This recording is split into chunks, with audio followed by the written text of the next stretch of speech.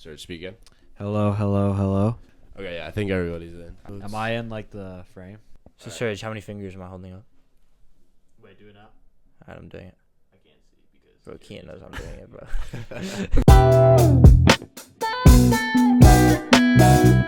Welcome back, everybody. Back Pocket Podcast, episode 36. The Premier League predictions for the 24-25 season. Now, I know what you might be thinking. You might want to click off the video because you hear our accents, you hear we're American, but I promise you, we know ball, we know football, soccer, whatever you'd like to call it. And by my side, as always, my trusty co-host Serge Kadali and Charlie Nidell. Gentlemen, how are we feeling? Feeling good. Did you hear my... yeah, sorry. I'm feeling good. Excited for a new season. I mean, this is probably one of the shortest breaks between soccer, like actual like Yeah. good It's play. been action, but it still feels like I'm still excited to have it back. Like I don't feel exhausted at all from watching, so I'm excited to get into the video. Charlie, Yeah, with the Chelsea absolutely. jersey on. Yeah. So it's either gonna be So- several months of happiness or pain. Yeah, well, that's how it goes most of the time. No, I'm excited as ever. The Premier League season is back in just under 48 hours. Yeah, So, God. as Always, today we're going over transfers to start it off. We're going to talk about how teams may be getting better, maybe getting worse. We're going to be going over our top 4 predictions, going over each choosing a dark horse team for the season, going over our best signing of the summer, and then to end it off, we're going to go a little negative in who we think is the first manager that will be sacked to start the Premier League season. If you are a Premier League fan, subscribe to the channel. And yeah, let us know how you guys are feeling about the season. Comment your favorite team down below. And without further ado, let's get into the first topic. As I said, transfers. Obviously the most exciting part of the summer when there is not football on. So let's go over. And there's obviously we can talk about players. We can talk about how they fit. But I'd like to talk about clubs. And the first team I want to talk about is West Ham. A club who I think have punched above their weight class in terms of who they've been signing. Obviously bringing in the likes of Jean-Claire Todibo from Nice, Nicolas Füllkrug from Dortmund, Aaron Wan-Bissaka from Manchester United, Sissencio Somerville, championship player of the season from Leeds United, spending quite a bit of money. Max Kilman, their most expensive signing, funny enough, from Wolverhampton. And I'm completely forgetting the what was it? He's from Betis, he was a free agent. Guido Rodriguez. Guido Rodriguez. Mm-hmm. So a lot of business for West Ham. We can touch on who we want first, but I think when you look at this, kind of the players they brought in overall, this is a strong West Ham team. I think they have brought in talented players. I don't think they've overpaid besides Max Kilman, I think a little bit.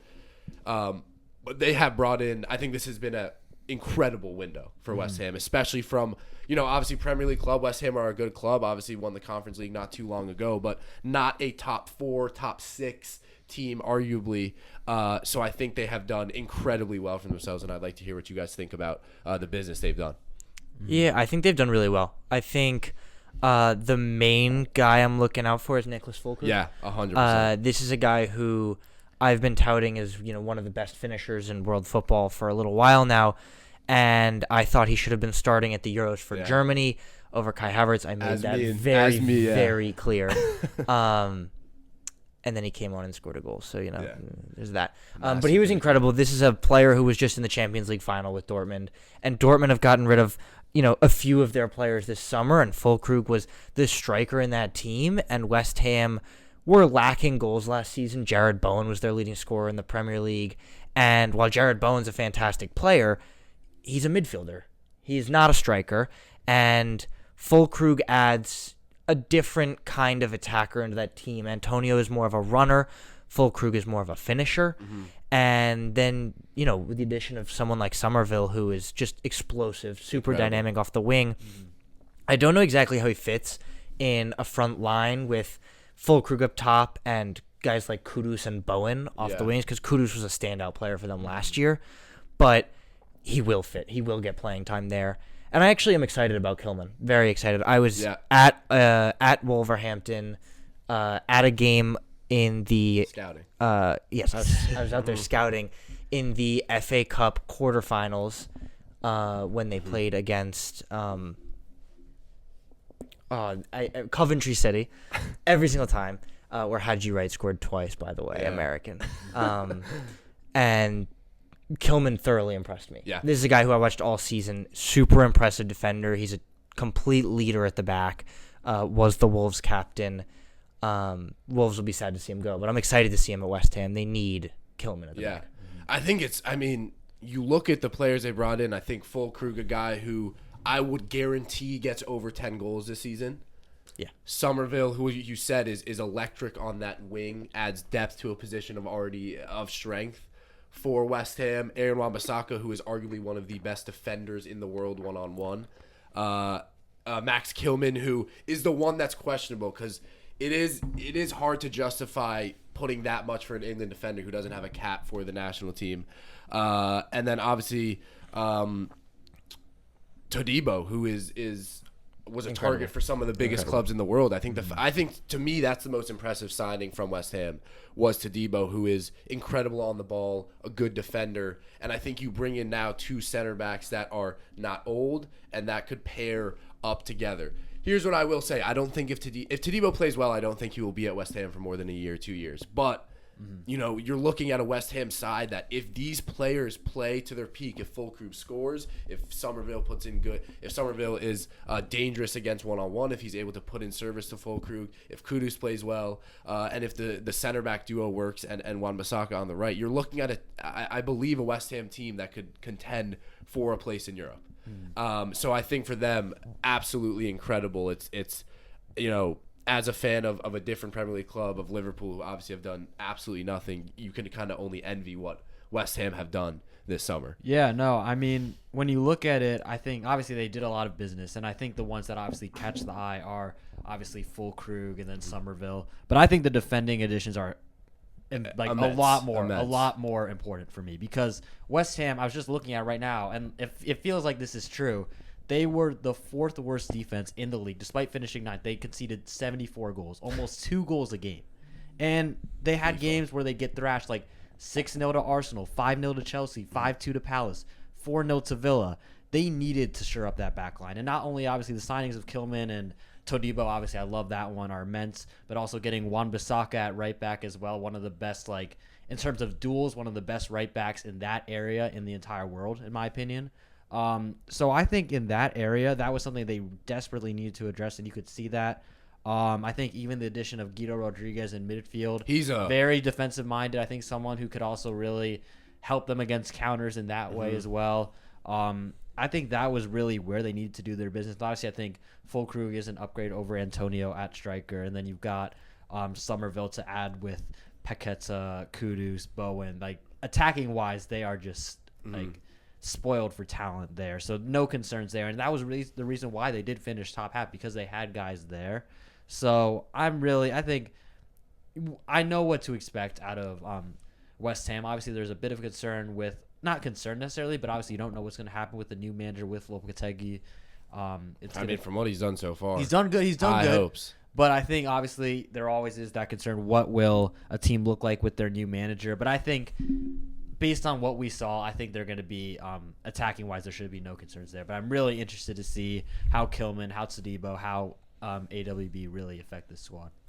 Yeah, I think I'm curious above all just how they line up on match week 1, because they have just a plethora of options now, and I think that's what they gave themselves with these transfers.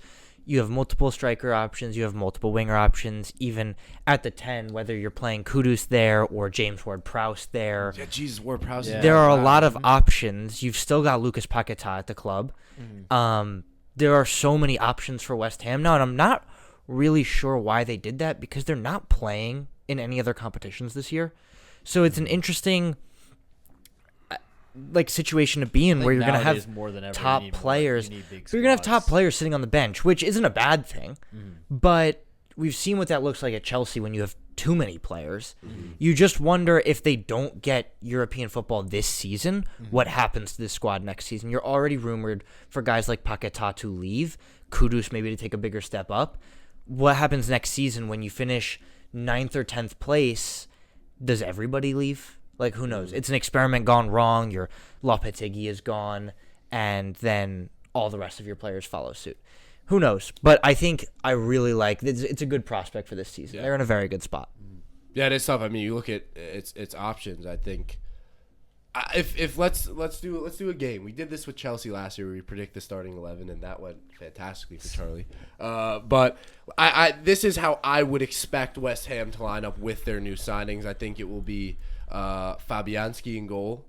Or no, who was starting? It was I think Areola probably playing. Yeah, so I think Areola in goal. I think it'll be a back line of Wan-Bissaka on the right, Kilman and Todibo, and then Emerson on the left. I think it'll be a midfield of Ward-Prowse, Paquetá, and Kudus, as attacking as that is. And then I think it would be a front line of Somerville, Fulkrug, and Bowen on the right. Because I just don't think you can... I actually wouldn't be surprised if Somerville starts the first game on the bench and they put Kudus on that left side. Mm-hmm. So I think we will see a bunch of different 11s throughout the year, but that's how I would think they would go with match week 1. That's what I would predict just based on this. But again, it's going to be close. But Charlie, I'd love to shift over to the club on your chest, Chelsea, who once again have been adding a lot of players to their short list. Been active, not just the short list. But I mean, and look, new manager, 6th in 2 years. So, there has to be a shift here. And again, a lot of good signings. Obviously, one that stands out is Pedro Neto, which I think is up there for signing of the season in the Premier League. I think that is a wonderful signing. I don't think they overpaid too much for him. The question, obviously, always with Neto is staying healthy. But he's a guy who should be starting game in and game out. That pushes out Mudryk. You've seen rumors of Madueke potentially leaving to Newcastle. But it's a Chelsea team that have done a lot. And again, it's kind of the same as we've seen of they sign these players, that lower tier players, for not small sums of money that we don't really know anything about. I know you were very happy to see the Omaridion deal collapse. But as a Chelsea fan and kind of as a kind of just someone who talks about the sport as well, how would you rate this window so far for Chelsea? I think it's been a good window compared to the last couple of years. I would not say it's been a good window when you compare it to what everybody else has done in the Premier League. Yep. But compared to the last couple summers, only spending 189 million this year. They've spent 189 in euros. Can you list off the signings? I actually am. Pedro Neto signed for £60 million. Right. Or 60 million euros. Kieran Dewsbury Hall at 35 million, right, which I think is a good deal. Right. Philip Jorgensen at 24.5 million. Omari Kellyman at 22.5 million. Aaron Anselmino at 16.5. Renato Vega 14. Caleb Wiley 10. And Mark Guiu at 6. Right. Which, when you put it like that, it doesn't sound like as much because there's no big splash, big Besides money. Neto. Signing Neto at 60 million, even, Mudryk was signed for 100, Caicedo was signed for 100, Enzo was signed for close to 100. So when you look at it that way, it's not actually that much. Right. Obviously, it's still, I think, the 3rd or 4th most expensive signing in the Premier League this summer, in a much calmer version of the transfer window compared to the last few. Last season, you had Rice and Caicedo both breaking absolute records. The summer before, you had Mudryk breaking records.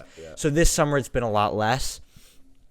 But I don't think they've done such a terrible job. Mark Guiu, I think, was an absolute bargain at $6 million for a guy who came on and scored with his second touch, I believe, in professional football for Barcelona. And at $6 million, grabbing a Barcelona startlet is never really a bad deal. Can we say that? Mm-hmm. So I don't think, and obviously Caleb Wiley has since been loaned out to Strasbourg, and Renato Vega probably unlikely to stay at the club for the season. Anselmino is going to go back to Argentina for the season. Mm-hmm. The other guys could potentially make impacts with the first team. And you forgot the keeper they signed from Genk. The next Courtois. Yeah. Remember they signed him from Genk? Yes, they did. They just signed someone who knows who he is. But who knows? I think the one real impact signing is Pedro Neto. Yeah. And then there's potential for Jorgensen to be an impact signing just because I think he fits Maresca's style of football better, considering he's better with his feet than Sanchez and better with his feet than Kepa and with Petrovic and Bergstrom and all the other goalkeepers at the club. But I think Dewsbury Hall is a good player, but not one who's expected to start on match week 1, and not one who, barring any injuries, should start at all for Chelsea this season, but could make an impact off the bench. It's a different kind of provider than we have now. But I think it's always a good sign when a manager takes a player from his club. Yeah, Dewsbury it Hall is. was as much as I've talked to you about how I'm not a fan of the deal, especially for $35 million, I do think that he's been it's what obviously there's no guarantee he'll be well, but if he's played well under Maresca again, you would assume he will play well again. No, absolutely. Dewsbury Hall is the kind of player who I actually had my eye on 2 seasons ago when Leicester was in the Premier League. How he took the spot away from Maddison at times, took the spot from Tielemans at times, and played in a midfield that was stacked full of players who are now playing at a higher level. And I had my eye on him then. Now that he's at Chelsea, I've got my eye on him now. We'll see how he plays, especially with the developing Conor Gallagher saga. Yeah. Who knows where this is going to go. But I think overall, as funny as it is to say, for $189 million, not that much action from Chelsea this season. No, not I that much think star power. Not that much action. If we talk about players that might actually have an impact, one I think coincidentally actually didn't cost a single pound in terms of transfers. Tosin Adarabioyo, I think someone who I could really see getting game time with, especially I think we've seen in preseason Chelsea's defenses looked a bit shaky. Fofana obviously just coming back from injury. Colwell hasn't looked quite sharp enough, I feel like, yet, to where I think Tosin could be someone that really gets some game time as well. And then with Chelsea, obviously we're listing all the names that they've already signed, but there are there are still rumors that I think they're going to get a couple more players. I think the big name that I think has been mentioned recently, Victor Osimhen. I think he's someone that is very possible that he joins the club. So, Charlie, as a Chelsea fan, what do you think of that one? I don't think Osimhen will be joining. I don't either. Especially because right now Nicholas Jackson is, in the middle of signing a new deal with Chelsea, or it has already happened at this point. I'm not sure exactly where that stands, but to instill that kind of faith in a backup striker, that doesn't make any sense to me at all. So I don't think they're in the market for another striker. One name that I have heard is Joao Felix being thrown around. He has the same agent as Pedro Neto and Jorge Mendes, who was already in London negotiating that deal, and apparently that name was brought up during that, as well as the Gallagher negotiations with Atletico, everything that's going on. So Joao Felix, I think is much more likely to happen than Osimhen, especially considering he's not a striker, someone who can play anywhere across the front line, even a little further back in the 10 role. Not my favorite spot for him, but I think there could still be action yet. I think we brought in Cole Palmer after 2 game weeks last season, and we know how that went. Saved your season. Right. Cole Palmer, what? But we'll see. I mean, Cole Palmer was a guy who came in and I don't think started a game until match week 4 or 5. So I think that could happen again, but I would not expect Osimhen to be joining Chelsea this summer. No, I think with Chelsea, you can expect action till the deadline, but I think it's also like I feel like there's a good chance that there's a name that has not been linked with Chelsea at all, once joins Chelsea before the end of the window. It's just they always have one of those. I've had so many of those moves in recent years in the Bully era, so I wouldn't be surprised there. But I do agree that I think Neto will be the main addition. I think the main concern with him is staying fit. I think that was something that throughout his whole career has been kind of something that's been a problem. But if he is healthy, I think great. Exactly. I think he comes in as their best outlet. Someone that I think Cole Palmer would love to play with. I think it really fits his play. Someone who's really good at playing that final ball. And I think Neto could be someone, again, if he stays healthy, he could be a key contributor.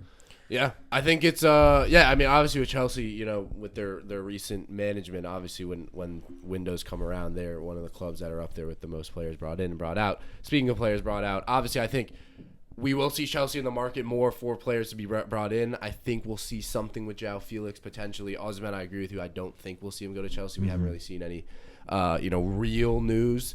But I want to talk about as a Chelsea fan, they have dealt with players that have come through their academy questionably over the past few years. Obviously, letting go of Mason Mount, banning Trevoh Chalobah from coming to their training ground, and as well as now Gallagher kind of being dumped off when he had a good season last year, when he was a contributor to a Chelsea squad. So before we move on, I kind of want to hear what you think, because my opinions on it, of how they've dealt with players that have kind of been there since childhood. Yeah, not great. I mean, that's obvious, because it's tough sometimes. I think a season or two ago, letting go of Gallagher would not have been seen as a big deal. Mm-hmm. But then he wore the captain's armband for Yeah. more matches than anybody else for Chelsea this season. And I don't know why you would let that go, especially for someone who played at the level he played at. He was, I think, pretty comfortably our second best player last season. Maybe third. It depends on how you look at it. But Gallagher was phenomenal last season. And it feels like the manner in which they're dealing with it is like something doesn't add up. Something doesn't make sense. And I don't know what's going on, obviously, in the Chelsea business rooms. Whatever Bowley's doing, whatever Maresca's doing, I don't know how it's happening. Obviously, I'm here in New York and they're in London. But I think it's a tough way to deal with academy players because the amount of them that are leaving, there are a ton. And even the ones who aren't even as big names, like Omari Hutchinson, who was on loan with Ipswich last year and was their best player and was phenomenal in the championship, was just sold to Ipswich. Lewis Hall was, his loan move was pushed through as a transfer to Newcastle this season. Ian Maatsen. Ian Maatsen. It's interesting, and I don't know exactly why, and I don't know what for. It just feels like an unhealthy way for the club to keep going at this pace because not every youth academy player that gets brought up can just leave like that. You wonder what happens with someone like Levi Colwill the second he says like anything that they don't want to hear. Levi Colwill's another case because I'm really unsure about Levi Colwill at the moment. But I think the biggest elephant in the room with Chelsea right now that we haven't even talked about is, and I'm curious about your guys' opinions on this, but Enzo Maresca. Mm-hmm. I don't know what to expect from the guy. I didn't watch much championship last year. I have not watched much of Maresca. Mm-hmm. But in looking over it, I still don't really know what to expect with him at a big club for the first time. Yeah. I don't know. I think with Chelsea... I think this is actually...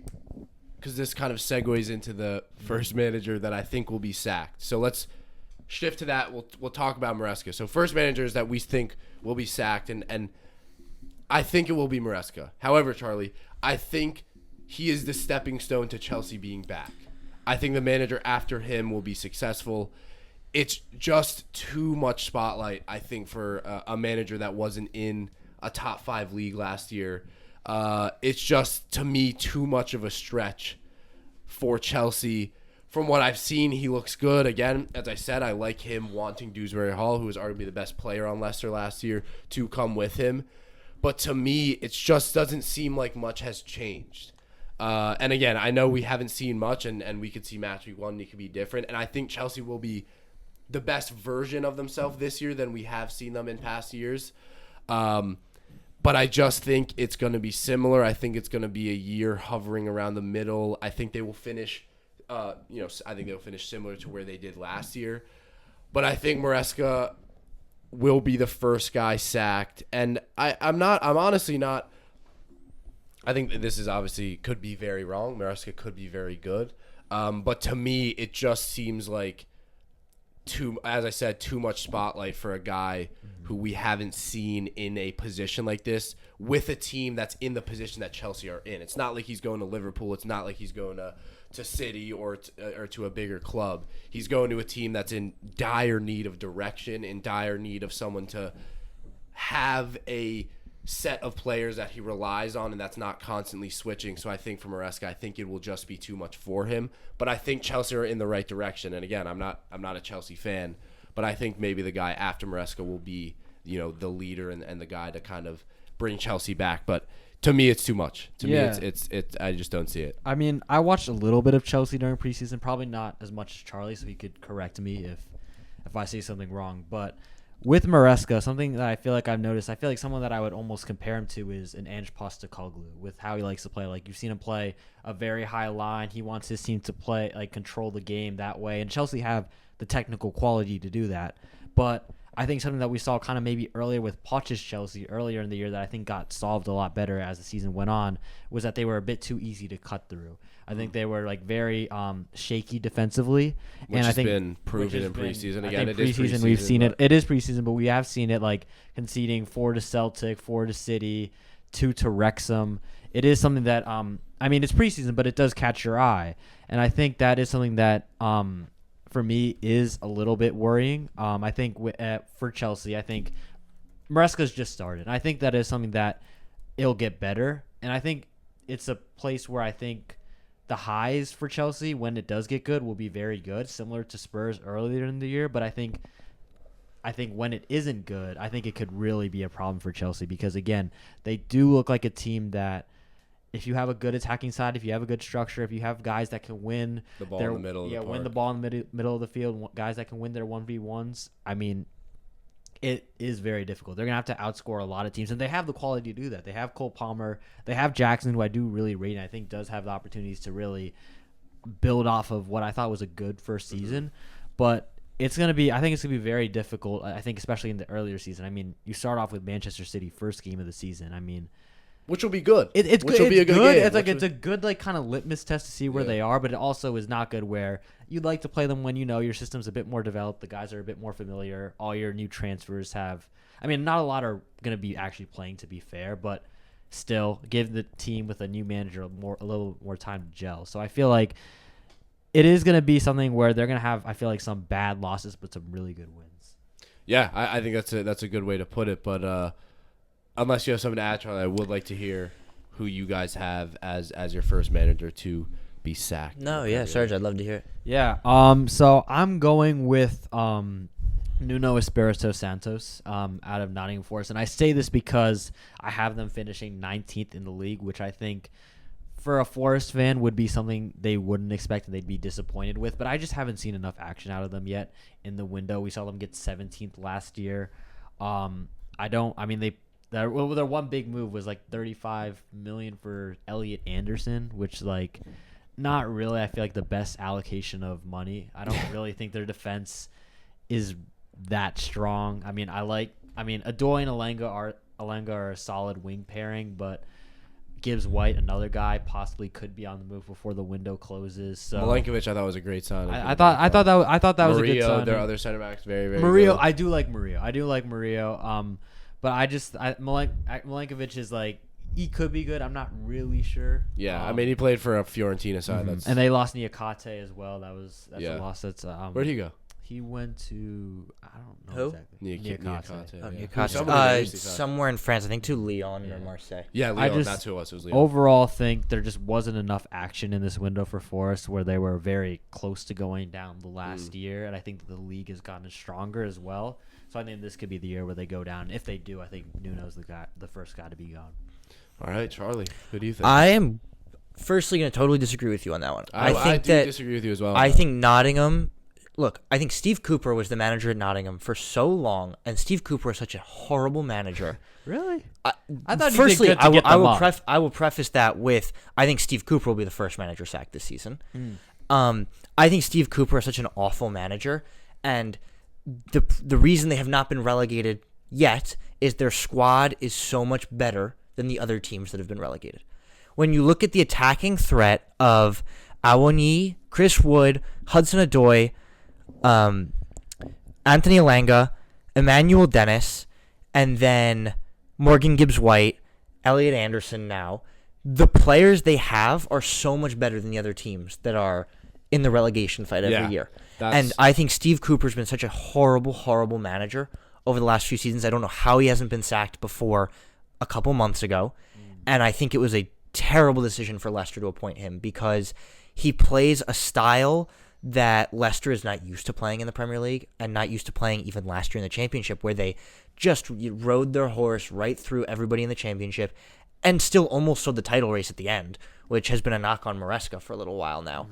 But I think that Steve Cooper will be the first manager gone because Leicester's schedule is not particularly hard at the beginning. They start the season with Tottenham, which will be a loss. Then they play Fulham, which is a better team than them. And then they play Villa, Palace, Everton, Arsenal, Bournemouth, Southampton. It's not a particularly tough start to the season. A few tough games in there. And that's exactly why I think Cooper will be gone within 10 weeks or so. Because it's games that they can't have an excuse for losing, and they're going to end up losing. I think their squad is, obviously not as good as a couple seasons ago. Not even, I think, as good as last season. Who have Leicester brought in this season? Fatawu. who was already there last year. He was fantastic last year. He was great last year. But they haven't actually brought in Klozek as well. Anybody impressive in my mind. And I feel like it's a Klozek as well, striker. They're bringing in from Leverkusen's a good. But I think this is a very interesting job for Cooper, because this is partly because I just don't think Cooper's a good manager, and partly because I think Leicester is worse than they were last season, and they're upgrading league-wise. I just think it's a recipe for disaster, and I don't think it'll go well. Yeah. All right. Let's move on to the most polarizing topic, I think, and the thing that I think will create quite a bit of argument or disagreement between us. Top 4 predictions. Who we think will land in Champions League. Oh, no, I guess 5 now. The 4 teams that will land in Champions League spots. Guaranteed Champions League spots. We'll go to you, Serge, first. Who is your top 4 in the Premier League next year? All right, I'm going to stop. Go from 4 to 1. 4 to 1. Okay. So 4th, I've really kind of gone back and forth with this. I'm going to say Newcastle. I think Newcastle bounce back. Okay. I think no European football is going to be a big benefit for them.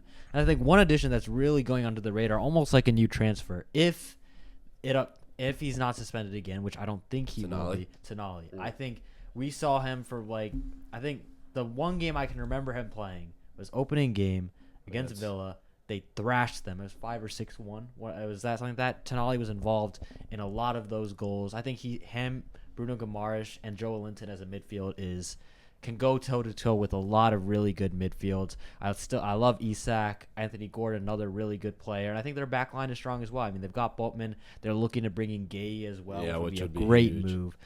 I think when I look at Newcastle, I see a team with the least amount of things to knock, and they've got a lot of strong players as well. So I would say they finished 4th. 3rd, top 3 for me. Who is in the top 3 was easy for me. I think Liverpool will finish 3rd. I think they, out of the top 6 teams, have had one of the most impressive preseasons. I think Arne Slot has done a really good job with the squad. I think transfer, they still need to bolster a little bit. I think they still do need a 6. I mean, Endo was good for them last year, but I don't really trust them really to kind of keep up that form. I mean, but I think otherwise, their attack, I love them. I mean, they've got Nunez, they've got Gakpo, obviously they've got Salah, and I know they've got Diaz as well. I mean, obviously some of those guys do get criticized, but one thing they're great at is putting themselves in positions to score. And if you're someone that gets in those positions, the amount of times that those guys do, you're going to put goals in the back of that. Just look at Nicholas Jackson. I think that's a great example of that. So I think their attack is going to be one of the best in the league. Defense-wise, there is a bit of concern, obviously, with Robertson and Trent not being the greatest. Like, neither of them really being defensive necessarily. I mean, obviously, they're great players, but they are a bit vulnerable on the counter. Again, like I said, not having that 6 is a bit of a concern as well. But they still do have Virgil, which I think will help with that. So I think they finished 3rd. 2nd, I'm going to go for Arsenal. I think they finished 2nd for the 3rd year in a row. I think defensively, they're going to be just as good, if not better, than they were last year. I think with their transfers, I mean, Calafiori, Marino, both of those I feel like are very – obviously, they're defensive-minded, but they're also, I feel like – Marino is not someone who's been confirmed yet. He's not confirmed, but I expect him to be. Calafiori is a standout because you're signing a player in a position that you have a lot of talent in. Recent transfer windows with Arsenal, one thing I've really noticed about them is that they're signing complete players. Like, they don't want players that specialize in something. They want players that are can play. They want to attack with 11. They want to defend with 11. I think you see even with defenders like Saliba, Ben White, someone who are great defenders, but also if you want, they could step into midfield. They're very good technically. Calafiori, someone who really I feel like kind of exemplifies that. We saw obviously he's a great defender, but we saw in the Euros where he allowed Italy to go through to the round of 16 with that great run towards the end and getting it to Zakenye. He's someone that can really kind of make some actions happen in the final third as well. And I think you obviously see they want to defend with 11 as well. Obviously, Saka and Martinelli, both very good defenders for attackers. And then Rice, someone who can go forward, but also very good at covering ground as well. Marino, someone who's very good in duels and also can go forward. You saw him really in that Euro quarterfinal where he got that late goal kind of almost as a second striker right there. So I feel like with that, you have they're signing complete players, and they're going to be a very tough team to play that way. And then first, obviously, I'm going to go City. I mean, not really much of a a big explanation for this. Sorry, I'm going on for a while. But basically, they've got Rodri, they've got De Bruyne, they've got Foden, they got Haaland. I think those are 4 of the best players in the league, and it's very tough to game plan against that team. I think this might be Pep's last year, so I would be surprised if he doesn't go out on top. Yeah. I'll go with mine. 4th, I have Manchester United. I think it will be a turnaround season for Ten Hag. I think they've brought in some good players. I like the business they've done. I think De Ligt and Mazraoui are 2 very good signings. Again, similar to Maresca at Chelsea, bringing in players that Ten Hag has built up from young age that were crucial in his Ajax years. So I think 2 very good signings there, as well as Xerxes and Højlund, who I think are 2 players that can play together in an 11 that even Ten Hag has stated, which I think could be extremely dangerous. So I think United will finish 4th. 3rd, I have Manchester City. I think, again, this is a head scratcher, as Charlie is doing, and my top 4 is definitely not the status quo. But here is what I will say. I think the 2 teams ahead have contended with City for so long, and I think we've seen it the year Liverpool won it. There are just those years where these teams don't make the mistake they do the 3 years where City win it, where they slip up. You saw Liverpool, who, if they had stayed how they were playing throughout the season, would have won the title. Arsenal as well. So that's what I think. And again, this is not based on players. This is based on the fact that I think City will be impeccable throughout the season, but will slip on a few games. And I think that the 2 teams I have above will simply have more points. It has nothing to do with personnel, because City are the best, if not the best teams in the world. 2nd, I have Arsenal. Again, I think a team like that, improving a position of strength with Calafiori, I think, who is a fantastic player. I saw some statistic. They kind of compared his stats to some of the best defenders in the Premier League, and he's up there with them statistically wise. Again, who knows if he'll pass the eye test. I don't know what they'll line up with Arsenal in the back, because I think Jurriën Timber is a fantastic player. Obviously, Ben White has been a staple in that 11. You have Tomiyasu, who won't be a starter but will be a good rotation player. You have Zinchenko still. So we'll see. I mean, we could see a back 4 of all players that can play center back. You could see a gigantic back, 4. They're going to be the tallest team in the all Premier League 6-footers. by a Yeah. while. First, I have Liverpool, and again, it's I'm a fan of the team, and it's a hot take, 100%. I think Liverpool, under Arne Slot, what I've seen in preseason, and again, understandably, it is preseason, I have loved what they have done. I think the only thing that will hold them back from winning the title, if they don't, is the lack of incoming players.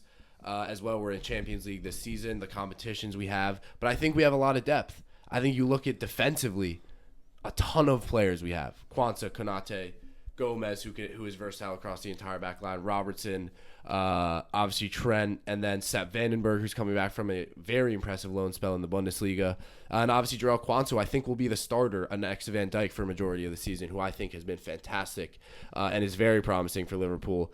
I think it's a midfield that is kind of reimagined with Slot.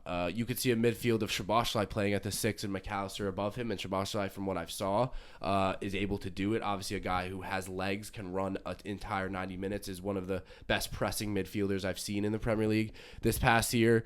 McAllister as well, Wataru Endo, who I don't think Slot favors, but is still willing to fight for his spot. And then you have Stefan Bajcetic with no Zubamendi coming in. I think Bajcetic could play, if he's not loaned out, could play a part in this team. Obviously, Carvalho has gone, which I am very upset about. And then attacking-wise, Yosala, I think Nunez could be very good. You're looking at a Slot team that is possession-based, but I think attacking-wise is similar in some ways to Klopp's. So I think, again, as long as we retain these big players, I know we saw Diaz to City, which I woke up and was like, no, obviously that's not going to happen. But I think if we stay healthy, retain these players, I think we have a shot at it. But yeah, Charlie, now it's your turn to talk for 10 minutes. I won't take up that much time because, funny enough, I'm going to actually mirror Serge with my picks. 4th, I have Newcastle. 3rd, I have Liverpool. 2nd, I have Arsenal. And 1st, I have City.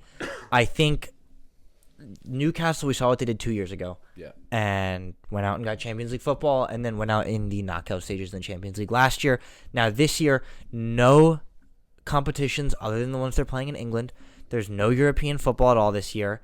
And we've seen what that can do for teams like Aston Villa last year who have earned themselves Champions League for this year. Mm-hmm. I think that this fourth spot's the most of a toss-up for me. I could see Liverpool being in this fourth spot. I actually have Liverpool in my third spot, but I could see someone else passing them. I could see you don't know what you're going to get from new managers. I could see Liverpool outside the top four entirely just because you don't know what Slot's going to do. I could see Chelsea in the top four because, again, you don't know what you're going to see from Maresca. Villa have a new look team. I could see them in a top four spot. West Ham have a new look team. You could see them in a top four spot. Absolutely. If Villa are able to maintain being in competition. Yeah, absolutely. I think that's the biggest problem for Villa this year, and that's why I don't have them in my top four. And I think Newcastle just looks so impressive at times, and I think it's going to be close. I think the top three will have a little bit of a gap to this fourth spot, and I think Newcastle, United, Chelsea, Tottenham will all be somewhat in contention for this spot, and within the last few match weeks it'll be sorted out. Maybe on the last match week. I hope it's on the last match week because that would be fun. But I think that Liverpool with Slot definitely have a top four spot here. I think they just have the players right now. I think they could have really used bringing in Zubamendi as a defensive midfielder because right now the only true defensive midfielder they have is Endo. And I like Endo, don't get me wrong, but it doesn't really strike you as a name for a Premier League winning team. Yeah, no, 100%. Endo is not 100%. When you look at the teams that are also in contention for the spot, City's 6 is Rodri, who is the best defensive midfielder in the world. Right. Arsenal play with Declan Rice, and even when it's not Declan Rice, they are looking to bring in Marino, or they invert Ben White there. It's better than that. Newcastle have Bruno Guimaraes in that spot. Tonali. Even Chelsea have Caicedo in that spot, who is super impressive. I think that that defensive midfielder spot is one of real concern for me in this team. Everywhere else, they look really strong, and that's why I think they do get this third spot. I just don't think they're necessarily going to be as good in the big games as City and Arsenal will be. I think Liverpool oftentimes thrash smaller teams by large margins, or even like last season when they came from behind to win 4-3 against Fulham, with 4 incredible goals. I think Liverpool will be good, just not good enough. And Arsenal, as much as it pains me to say it again, makes me happy inside as a Chelsea fan, but I think they'll just come up short again. In what could potentially be Pep's last season in the Premier League, I don't see a world in which City don't win it, because until it happens, until City don't win it, they're always going to be pegged as the favorite. Yeah. It's been a long time since City have not won it, and the 1 year where Liverpool won it, it's been 8 years since anyone other than the two of them have won it, and 7 of those years have been Pep and City. And their roster has not, other than Julian Alvarez, which was a bench player, they haven't actually taken any hits. Yeah, it's a loss, but do you know how many goals Julian Alvarez scored last season? Yeah, but I think he was very instrumental. It's not gonna be a loss that's noticeable or measurable, but I think it's just those moments where what if Haaland does go down? No, I mean absolutely noticeable loss. It's a big loss. It is big. It's just when you think about it, it is still a bench player. So as big as the loss can be, they've also brought in Savinho from Girona, who was incredible last year. He's a good. And I think there have also been rumors about Ederson potentially leaving to the Saudi League, which I don't think will follow through. But I think Ortega would. But arguably, even if they do, I think Ortega is potentially a top 5 goalkeeper in the Premier League, which I know is a hot take, but Ortega is phenomenal. Ortega, I don't know how they did it. No, he's a good keeper. Ortega is absolutely incredible. And City, whether they utilize him like they did last season, because he played a lot of games last year due to Ederson being injured, I think they're fine there. They just haven't really lost anyone that key, because other than Julian Alvarez, nobody has left. Yeah. And yeah, they're incredible. This Man City team has the best center back in the Prem, the best right back in the Prem, the best left back in the Prem. Just as a general statement, it's the best center back group in the Premier League. It's the best outside back department in the Premier League. They just are the best of anybody at every position. And I think there are a couple that are maybe arguable, but as a whole, it's just the best group in the league. And they have the best manager in the Premier League. They have the best manager the Premier League has seen potentially even better than Sir Alex Ferguson. I won't get into that debate. But the two of them stand in a league of their own, and nobody even scratches it. Yeah, I just don't see a world in which you can feasibly predict them to not win the Premier League this season. I love it. I love the hot takes, but this is a world in which City are just the best team in the Premier League. What I will say, I do disagree that I think Arsenal have the best back line in the league. That's something I would say. Statistically they were the best. I also think I think they are the best, but I think still I agree with you with City winning the league. I think if there was a reason they wouldn't win the league, it would be actually because of the defense. Because I think you have guys like Stones, who is constantly out like for months every year. You have guys like play like in a center back that plays inverted into double pivot sometimes. That's exactly what Arsenal does, though. Yes they do, but also to be fair, the main guy there is Stones, and that sometimes when he's injured, you might have to play Rico Lewis there. It is he's a good player, but we're not going to discount the fact that City's back line is Walker, Diaz, Akanji, Ake, Gvardiol, Stones, Rico Lewis. We're going to discount that? That's just 7 of the best names in the Premier League. It's a strong back line, but I only say that because I think we saw at times during last year where they were a bit easier to cut through, but a bit easier. Like there were games, but I agree. I'm not going to debate this anymore. I do think City will win the league. Yeah. There we go, top 4. Speaking of where teams will place, a team that will surprise everybody. I think we should go around and give a dark horse team in American lingo. But Charlie, we'll go to you first because, Surge, we gave you your shot at top 4. Charlie, one team you think will surprise everybody in the Premier League next year? I have 2 surprises, and those are both proportional surprises. I think the best promoted team this season will be Ipswich. That'll be one of my surprises. I don't think they're going to finish, crazy 12th place, super, super high, but I think they will avoid relegation. And I think that's enough of a surprise as is. But my true surprise team I have finishing inside the top 10, and that's Crystal Palace. Yeah. I really, really like Crystal Palace for this season. I really like what they've done. Elise has left. That's the elephant in the room. Elise is one of the best wingers that we've seen in the world right now. I think Elise is phenomenal. They got a hefty fee for him, and I think they did a pretty good job replacing him, bringing in Ismail Assar and Daichi Kamada, who are both players who I think will thrive for Crystal Palace. I think, obviously, Eze is their main man. They also have Mateta, who finished the season extremely strong. But I think the fact is Adam Wharton also stayed. And Wharton was a player who potentially was going to leave because of the breakout season he had last season. And I think Wharton will prove to be one of the best young players in the Prem this season. And I think as a whole, Crystal Palace will finish, I believe I have them 9th place this season, which this is a team that's perennially around 12, 13, 14. For them to finish 9th, that's a huge surprise. I think this is a team that's going to be hard to beat this year. Yeah, as they were last year. Yeah. I think I think we could see Mateta be top goal scorer behind Holland. Behind Holland, sure, I could see it. I wouldn't go that far. I don't think Mateta is that good. He had a great end to last season, but I think he's the kind of striker who maybe gets you 14 or 15 goals this season. I don't see him eclipsing the 20 mark. Which is great for Palace. No, that's exactly what I mean. It's a great number for a Palace striker, but at this point, to win top scorer in the Premier League, to outscore Holland, you're going to have to score 25 goals minimum. No, I'm not saying outscore Holland. And I'm saying even to go behind Holland, you had Cole Palmer score 24 last season, and then Isak was above 20, and Watkins was above 20. I don't think Mateta is going to beat out those names. That's just the truth, but I think that Mateta is absolutely going to have a great season. Yeah. I also think bringing Kamada was great. Obviously, a free agent. It was a fail at Lazio last season. Yeah, which is unfortunate, but at Frankfurt, he was very, very impressive. Incredible. Surge. I'll just go on to mine. I'm going to go with a team that's considered a rival of Palace. I'm not going to say Leicester. Okay. I'm going to say Brighton. I think Brighton are a team that have been really slept on. I think obviously they lost like the core of their team, losing Caicedo, losing McAllister, losing Trossard, losing the best player that's ever played at Brighton, Pascal Gross. Yep, nope, that's another huge loss. But I think they're going to be good this year. I think Cucurella. Kukurea again. Another one.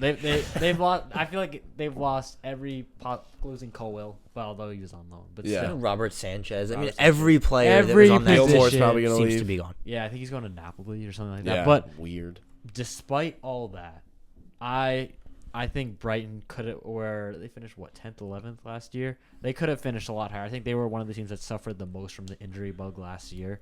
And I think if they stay a bit more healthy, I think kind of obviously it hurts to lose Roberto De Zerbi, but with their new manager, I forgot his name, but he's like the hipster 31-year-old manager. Yeah. But they've been playing very well during preseason. I think they beat Villarreal 4-0 in preseason.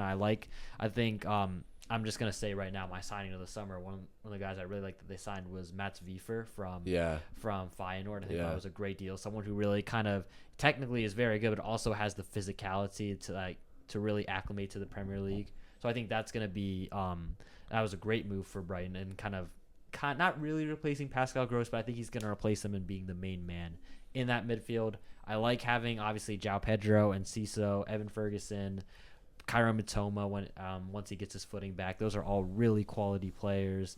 Adding Minte looks very good. Minte, I think scored in every game I've looked at. Brighton, yeah, he scored. they have a lot of quality. Even adding Kosher Dewberry from Arsenal, another move. He scored twice. Who looks to be Valentin very good. Barco in the defense. They just signed someone from Mainz for a lot of money, 30. Yeah, it was something. Gruda. Yeah. From the there we yeah.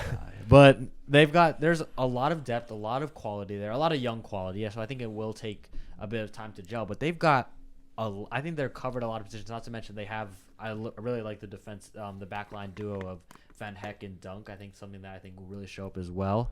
So I think they're gonna finish. I have them actually finishing 8th, like above even one of the I would say top 8 teams right now, because I think it's the top 6 and then Newcastle and Villa. But I think this is really a quality side, so I'm going to have them finishing high if they stay healthy. I think Brighton's a very interesting club where we saw 2 seasons ago Brighton was, I think, inarguably the most entertaining team to watch in the Premier League. Yep. Whether they were winning 4-3 or losing 4-3, it was entertaining. And I think that if we see that team again, they could finish highly because they have key players. They have good players. I think the key man for them is keeping Kaoru Mitoma on the field. Yep. He brings this Japanese style into the Premier League that we haven't seen in a while or potentially ever. He plays, the way he dribbles the ball is mesmerizing. Mm-hmm. One of the best dribblers in the world. I think that sort of leaving the ball behind and bringing it with him, he confuses defenders. We've seen plenty of clips of him putting, Joe Gomez on the ground. I think that's the key for Brighton, is keeping him on the field and keeping him contributing. Sorry. Yeah, that's okay. But I think this is a Brighton team that it's just a 50-50. We could see a really dynamic, explosive Brighton team that scores 3+ goals a game, or we could see the Brighton of last season who were really easy to beat. I mean, this team could bottom out and also finish like 14th. They were just terrible defensively last season. Mm-hmm. And I think, you mentioned Valentin Barco, who I think projects to be the starter right now because Estupiñán is still injured. Right. But defensively, they were so poor last season. They could be a team that scores 3+ goals, or they could be a team that concedes 3+ goals. I actually have Brighton finishing 11th. I don't think it's going to be a successful season. I do like Fabian Hurstler, but it's just such a 50-50 for a team like Brighton. It's so funny to say. Imagine telling a Brighton fan like 3 years ago that finishing 11th is a disappointment for them. Yeah. It's just no. And I think another move, they talked about the defense. Another move that they make that they might make that I would really like is Ferdi Kadioglu from Fenerbahce. I think it's Fenerbahce. Yep. Yeah. I think that could be another move that really kind of shores up the defense, and also he's a. Why am I forgetting the phrase? Like. He can do it all. Like, why am I forgetting the phrase? Like, it's like a jack of all, jack of all trades. Yeah. That's what I meant. I think he could be that kind of player. Very much so impressed at the Euros with Turkey. Yeah, no, I think that would be another great signing to kind of fix that. For fullbacks is the one thing I feel like I'm a bit concerned about, but if they bring him in, I think that would be huge. I'm not super concerned about the fullback room in Brighton. Alexa, stop. Sorry, Alexa was trying to. I'm not too concerned about the fullbacks because I think that Estupiñán on one side, and Barco on that side. And on the other side, you've got guys like Tariq Lamptey, who I think is a really good player. Now, he struggled a lot with injury. And that just depends on how they're going to play, because obviously those are wingbacks who, Estupinian and Lamptey, are not known for their defensive work. And they may end up playing a back five this season with someone like Igor in the back. I think we're gonna see with Brighton. I think it's a very interesting one. Barco, is something I would really tip to start as well, because I think with a lot of managers nowadays doing inverted fullbacks, I think he's someone that would really fit that role. So hey, I believe he's in my FPL team, because for a low price of I think $4.5 million, he is a player who could potentially score goals for them. Yeah. All right, my team, Bournemouth. I like that. I really like what they've done. Obviously, the loss of Solanke is in no way a small loss. It's a big loss, but we see teams lose big players and bounce back and be better the season after. Here's what I do think. I think if they complete the deal of Nketiah, that would be huge. I think Nketiah would be a fantastic signing. Awesome. He's like a great player. For Bournemouth. However, they have, and again, a team in Bournemouth that not many people know what they've done. They brought in Sinisterra permanently. They brought in Enes Unal permanently. They brought in Huijsen from Juventus, who is a very promising center back. And I just really like what they've done. They obviously brought in Araujo from Barcelona, who's an extremely exciting, fast, attacking fullback who could play very well with Kirk as two young, explosive fullbacks going up and down that wing. And I think it's a team that we saw the problems they could cause. We saw the goals they could create, a team that was not afraid to score. And not only Solanke, we saw Semenyo play very well at the end of the year, obviously Sinisterra as well.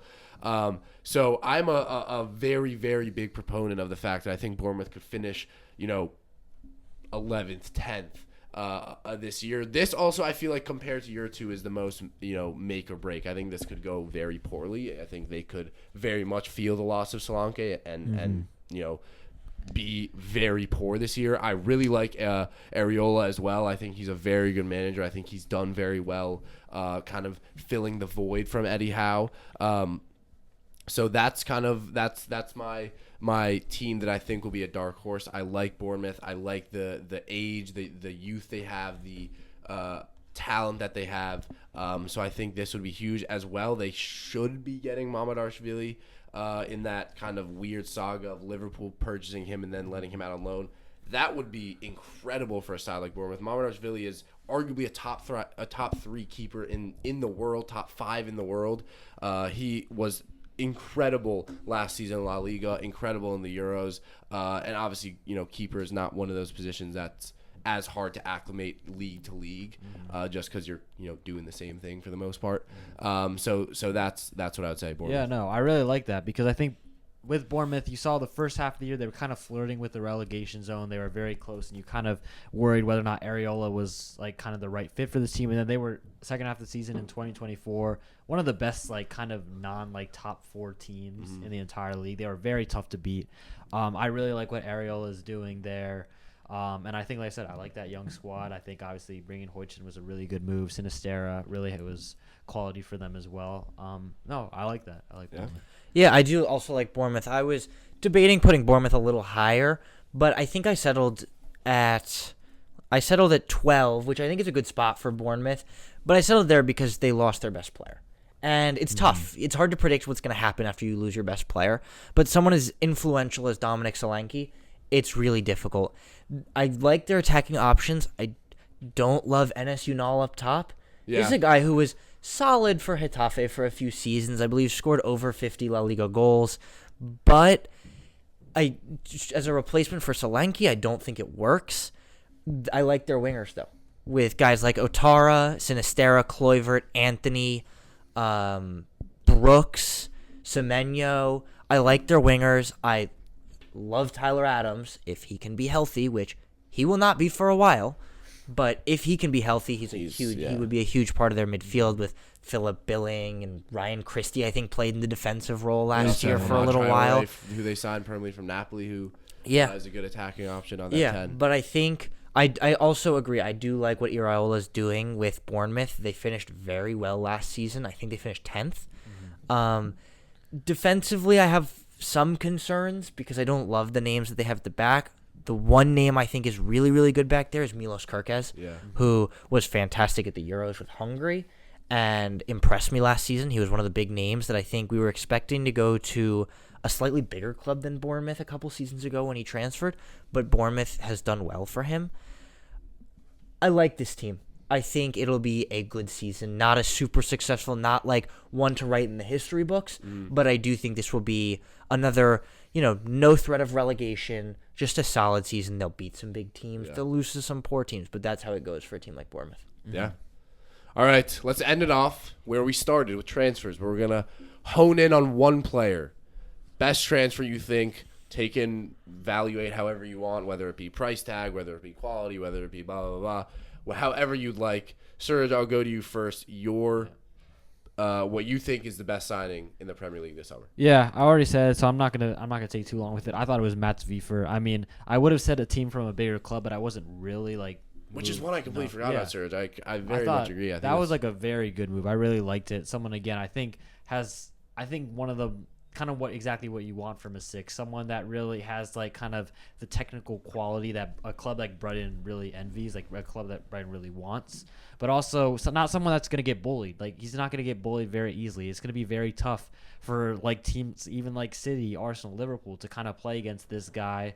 Again, with a team like Brighton that are so well managed, so well coached, he's going to have some good games. I think there's a very good chance after this year he moves to a bigger club than Brighton. Brighton get another one of those insane profits off the player. So I really like this move. I think he's a very he could really prove himself to be one of the best 6s in the league very early, kind of like how Caicedo did. So that's basically it. I really like that move. I'm going to 360 on you guys because this is a deal that I was not a fan of when it happened. I know exactly what you're going to say. Say it. Dominic Solanke. Yeah, right on the money. I think Solanke is. And here's why why my mind has been changed.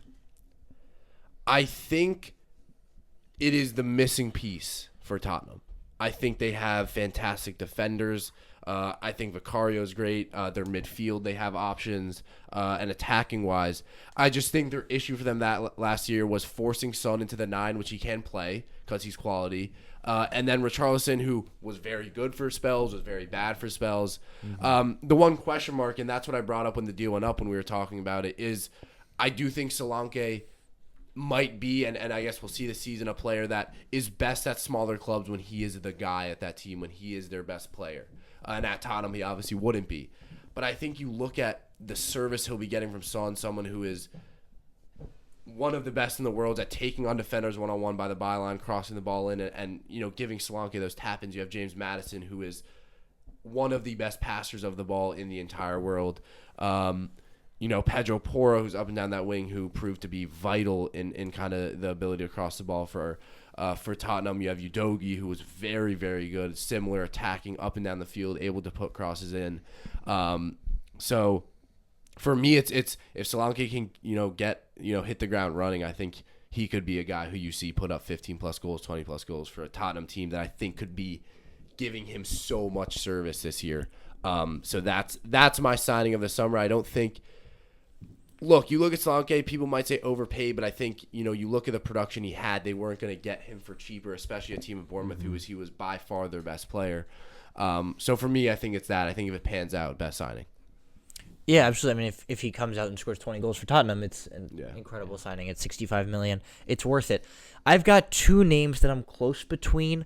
I think I know who I'm going to pick, but I will first give just a shout out to Joshua Zirkzee. Yeah. Because I think that's a guy who's kind of flown under the radar, even though it was a large fee for a player who impressed last year. I don't think that people are considering him a threat necessarily because he didn't score. He wasn't like he didn't score buckets of goals. It himself. He's like not even a 9. He says he's like a 9.5. Right, but I think that's where I really like Rasmus Højlund. That's for why United. They say, and I think admitted they it's going to be an interesting. I don't know exactly how they're going to line up because I don't say 4-2-4. Right, but in a 4-2-4, where does Bruno play? Because Bruno's not in the middle. Because Bruno in a midfield with only 2 players, I don't love that. Because who's your player next to him? Manu can't operate a one-man midfield. No, it's not possible. So I'm gonna say my signing of the summer. I'm going to go. just ahead of Matthijs de Ligt, who I think will have a great comeback season, I'm going to say Nicholas Füllkrug. Yeah. I think that's a player who's going to just score goals for West Ham. He's going to be reliable. He has a great touch. He has a great shot. And he's good in hold-up play as well. Clinical. He's great. Space, his spatial awareness is fantastic. He just knows where to be in the box, whether it's for a cutback, whether it's dashing to the back post or the front post. That's the definition of a finisher. I think Füllkrug will be instrumental for West Ham. If they're going to have a successful campaign, it's going to come at the feet of Füllkrug, someone who can finish with both of them. I just think that Füllkrug will be the main man for them. He's going to score 15-plus goals this season, and that's very successful. I think he's going to be what West Ham expected Gianluca Scamacca to be. Yeah, Because he's exactly what they want. He's someone who's going to be just tall, but like also lethal in the box. Scamacca wasn't really kind of that type of player. He's going to win those headers. He's going to, obviously, like you said, great in hold-up play. Really tough for any defender to match up against him. I think he'll be a top, among the leaders in scores in the Premier League. Definitely. Well, there we go. That wraps it up. Premier League season. I've never been more excited for a season. Yep. I've never been more excited for a season. Less than 2 days. I am extremely excited. Comment down below what you think. Follow us Instagram, TikTok. We post clips from our podcasts for you guys to enjoy. Kean McDermott, Serge, Charlie Nidell. Premier League 24-25. Comment what you think of our predictions, who you think's going to play well, who you think's going to play not, who will get relegated, who will win the league. We want to hear it. And we will see you next time. Thank you for watching.